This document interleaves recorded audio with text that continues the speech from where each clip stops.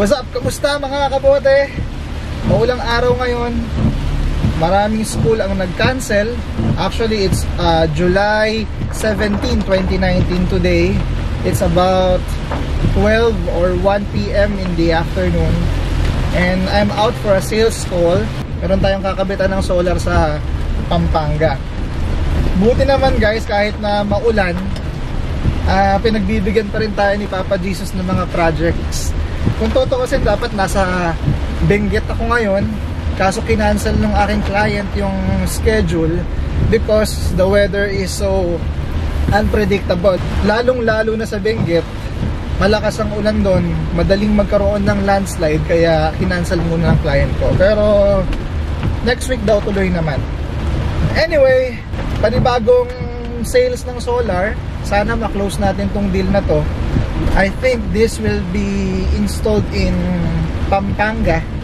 So yung mga followers ko sa Pampanga, bibigyan ko kayo ng stickers kung mapadpad kayo dun sa area of installation ko. So habang nasa bubong ako, tawagin nyo ako, Sir Mel! Sir Mel! Pahing sticker! Ganunin nyo lang ako, pwede naman yun. Ayan, nakikita nyo ba yung ulan sa window ko? Sobrang lakas guys. Sa lahat ng nagdadrive ng sasakyan, I don't know if you feel the same level of satisfaction kapag umuulan. Tapos naaalala nyo naman siguro nung estudyante pa lang kayo, tapos pag nababasa kayo ng ulan, nababasa yung sapatos nyo, nababasa yung uniform nyo, and so on and so forth. How you wish na meron kayong sariling sasakyan. Sometimes I get that feeling of satisfaction na meron na akong sasakyan ngayon, hindi na ako nababasa ng ulan, kakauwi ako ng tuyo, and so on and so forth. So yun yung mga levels kapag nakagraduate na kayo, nakapagpundar na kayo, mafe-feel nyo rin yung ganun guys, lalo na dun sa mga follower ng page ko na mga estudyante pala. Dream big dreams, sabi nga nila. Anyway, it's a gloomy weather. Sabi nga nila bad weather. Minsan, pag ganito yung weather, may mga times na nag-iisip ka kung anong pangarap mo sa buhay, nasaan ka na bang sitwasyon ng buhay, bakit ganito na yung edad mo, ito pa rin yung level mo. May mga times na ganun depende sa weather, depende sa place, depende sa taong nakikilala mo. And in my case, naramdaman ko siya today. Gusto ko lang i-share sa inyo yung reasons why I quit my job. Okay, so sa hindi nyo naman na itatanong, I am a businessman. Particularly, I install solar panels, solar equipment to residential, commercial, poultry farms, and so on and so forth. Yan ang aking negosyo. I have been out of the corporate job mga more than 2 years na. 2 taon na akong walang boss. 2 taon na akong walang sinusunod na oras. 2 taon na akong hindi pinupukpok sa mga deadlines, and so on and so forth. And I would just like to share to you my reasons why I quit my job.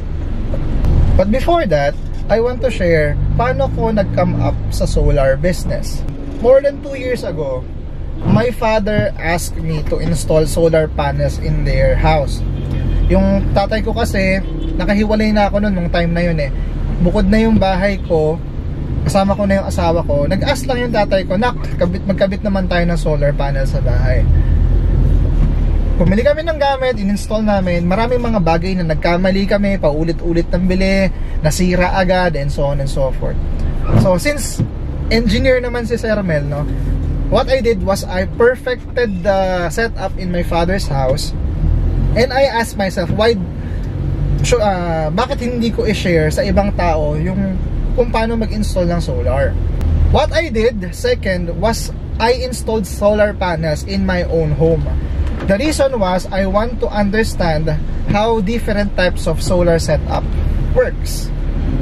Then come this great idea na sabi ko, bakit hindi ko kaya gawing negosyo to? Okay? Did you know guys that I only started with only 12,000 pesos of capital? Okay, 12,000 pesos lang po ako nag-start. Isang maliit na solar panel, isang baterya, isang electric fan, ilang pirasong ilaw. Yan yung mga una kong inventory.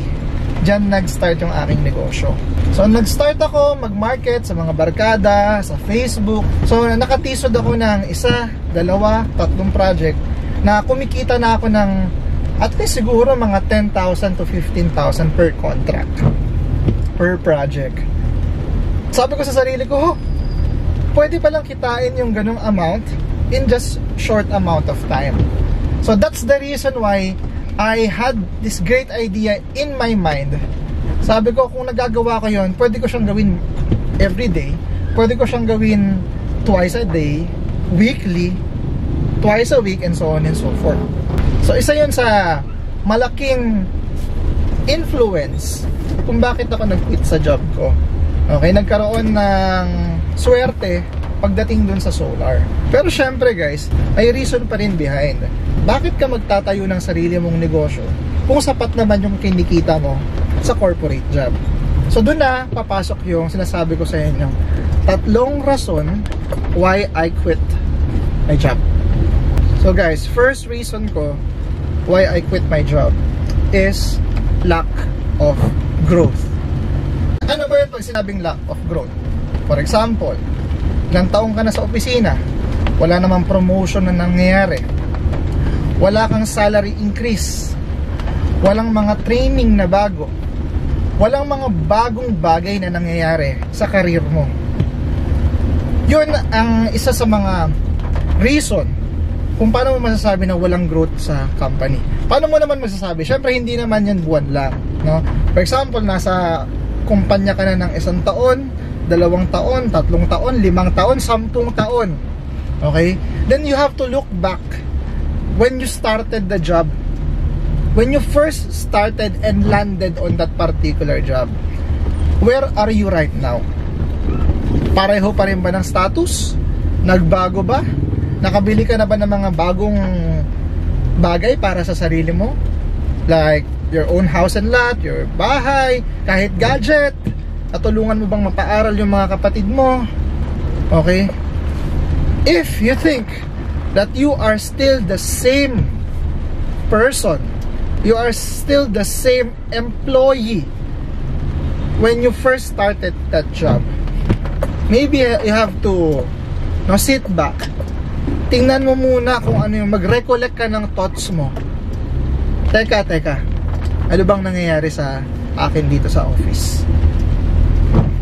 So yun, para sa akin, first opinion ko, lack of growth.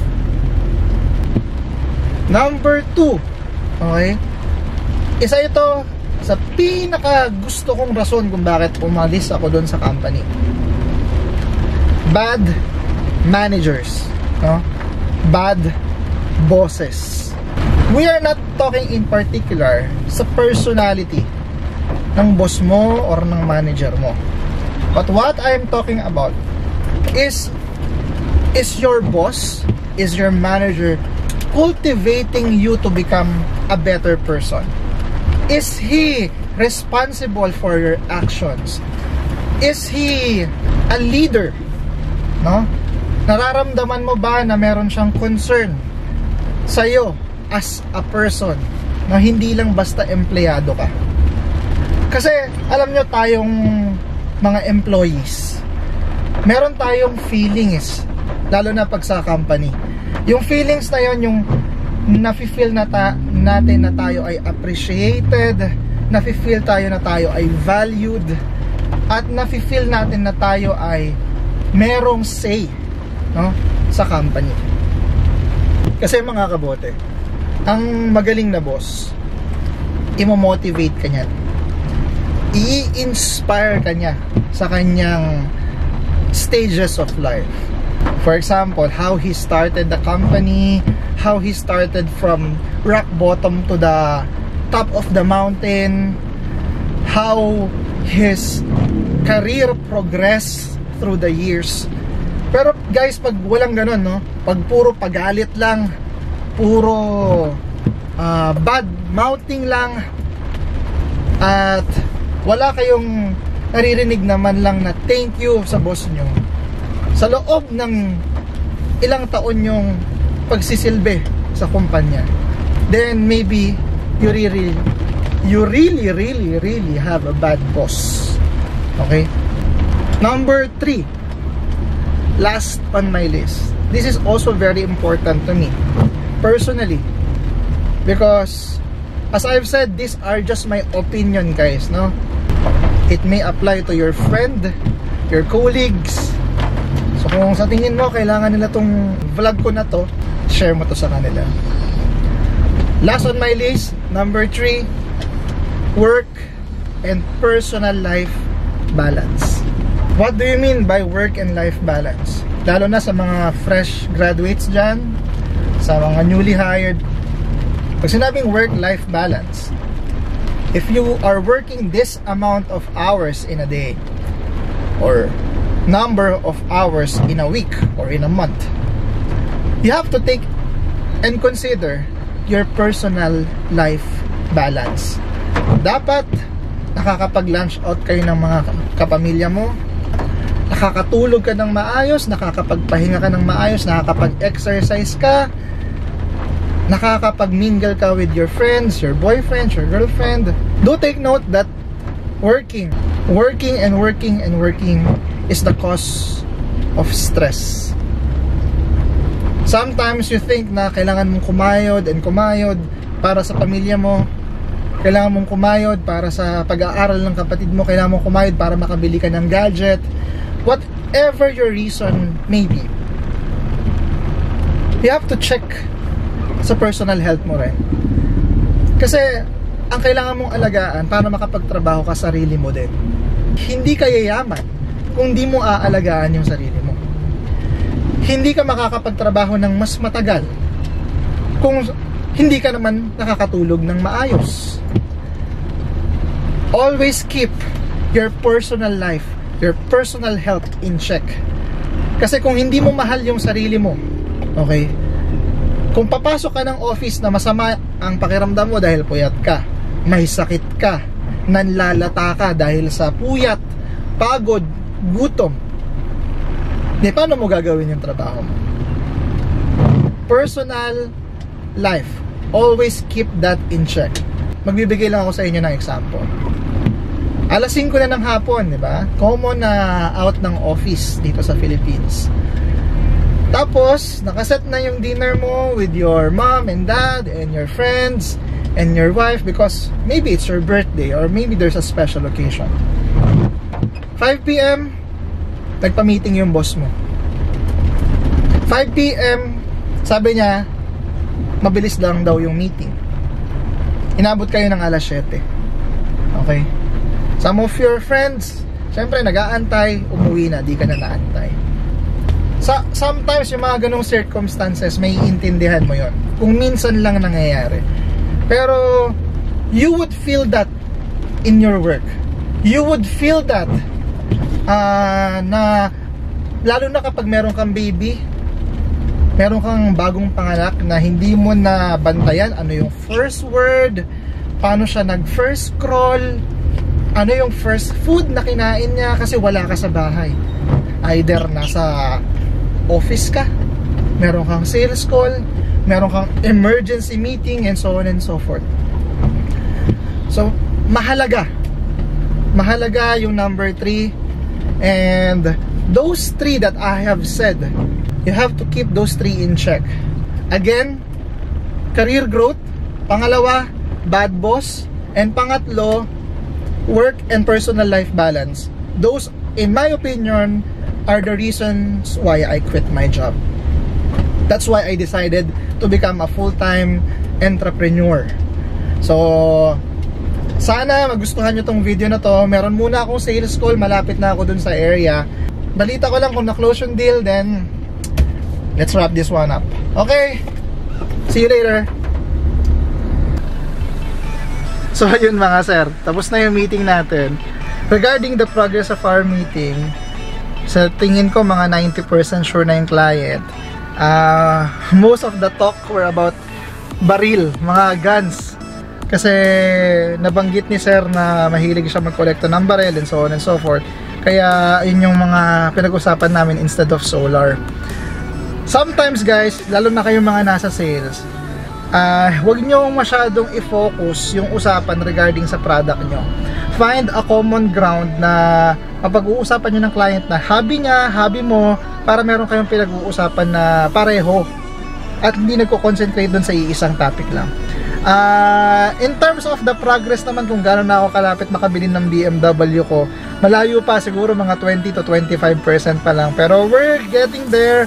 I hope before the end of this year makabili tayo. Lagi ko naman kayong isasama para makita nyo yung journey natin makabili ng BMW. So with that, I'll end this vlog. So if you haven't subscribed to this channel, if you like my content, if you like my videos, please subscribe to my channel and click that bell button.